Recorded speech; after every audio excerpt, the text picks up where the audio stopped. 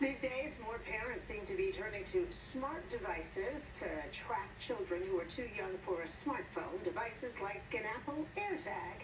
ABC's Becky Worley has more. Keeping an eye on a toddler can be challenging, so moms like Brooke King are turning to Apple AirTags for some help. Can you put your wrist over for me? I am always finding myself running after her quickly, and so I didn't want to teach her that if she ran off, I would just run after her, and then it was okay to continue this behavior. King's 3-year-old daughter Kella wears the tracking device as a bracelet, mostly in crowded areas. It does help me feel more in control of the situation, and as a parent, my top priority is her safety, in addition to her ability to have some independence. And if they were to get separated, she's able to see her exact location on her phone. And using AirTags is easy. You just purchase one and then bring it in proximity to your phone. It automatically recognizes it, and then you give it a name. This one's called Finn's backpack. So I can just throw it into his backpack, and now I know where he is. Apple tells ABC News that AirTags are intended for tracking items, not people, and says to stay on top of a kid's whereabouts, an Apple Watch is ideal because of its safety features. Parenting expert Erica Suter says devices like AirTags are a good way to give children a slice of independence while also keeping an eye on them for safety. If you have little ones, you just want to make sure that they're safe. And parents have a lot of safety concerns in this day and age. But she says when using these devices, you also have to factor in your child's age. If you have a teenager who hangs out with their friends or has a curfew, you have to eventually begin to trust them to follow the rules and be back home when they need to be back home. So for a lot of families, the teenage years is kind of the cutoff for something like the AirTag or monitoring their whereabouts. Becky Worley for Channel 7 Eyewitness News.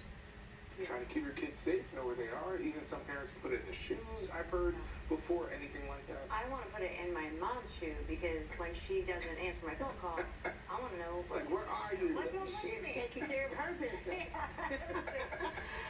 Okay, we got so much going on in the weather department. It's hazy, it's humid, it's hot, and at times later this afternoon a little stormy. Want to get you outside.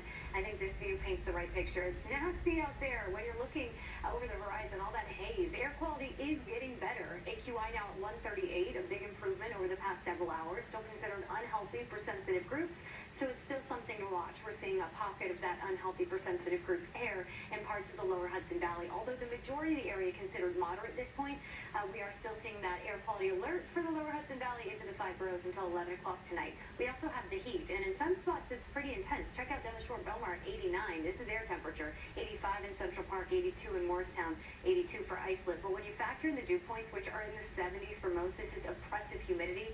It feels even steamier. It feels like 92 in Central Park. The heat index at 95 in Trenton, heat index at 100 degrees in Belmar. So no surprise that we are seeing a heat advisory issued for parts of New Jersey today.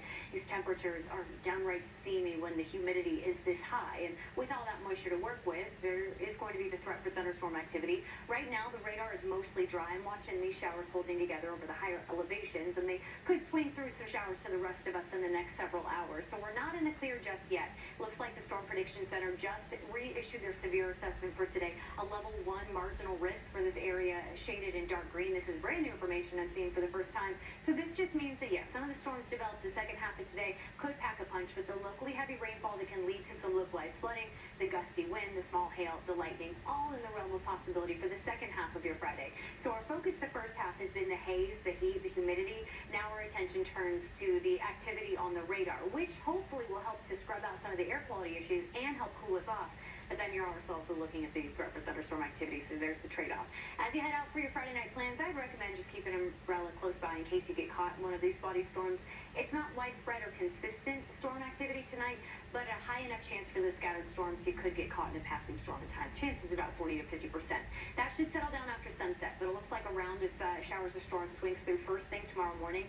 We're also watching a weak front. There's still a lot of moisture to work with tomorrow, but behind that front, we could get drier air working in on Sunday, which should lower humidity just a touch. But for today and tomorrow, still steamy with that oppressive humidity. Here's the next 12 hours. You see air temperature today, mid to upper 80s.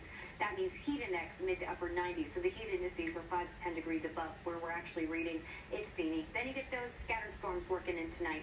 Forecast highs in the mid to upper 80s tonight. Our overnight lows don't offer much relief from the heat, in the 70s for most.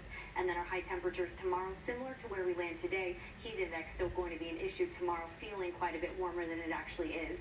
By Sunday, we expect that humidity to back off just a touch, but the heat doesn't move much. Our highs are actually bumped to the low 90s on Sunday. The 7-day forecast, it looks like July, right? Our highs are near normal for this time of year, which is generally low to mid 80s. It's the humidity that I'd like to get rid of that's causing the issues today with those heat index values in the 90s. So if you're sensitive to air quality issues, be aware of that. And if you're not staying indoors for the air quality, consider it for the heat. It's a good AC day for sure. Yeah, humidity. Yeah, it's gross. Thanks, Danny. Rise and brine. Coming up, a sandwich with a pickle that's become a hot seller. Plus, what is this green liquid on the floor of an airport in Miami? We'll tell you what it is coming up.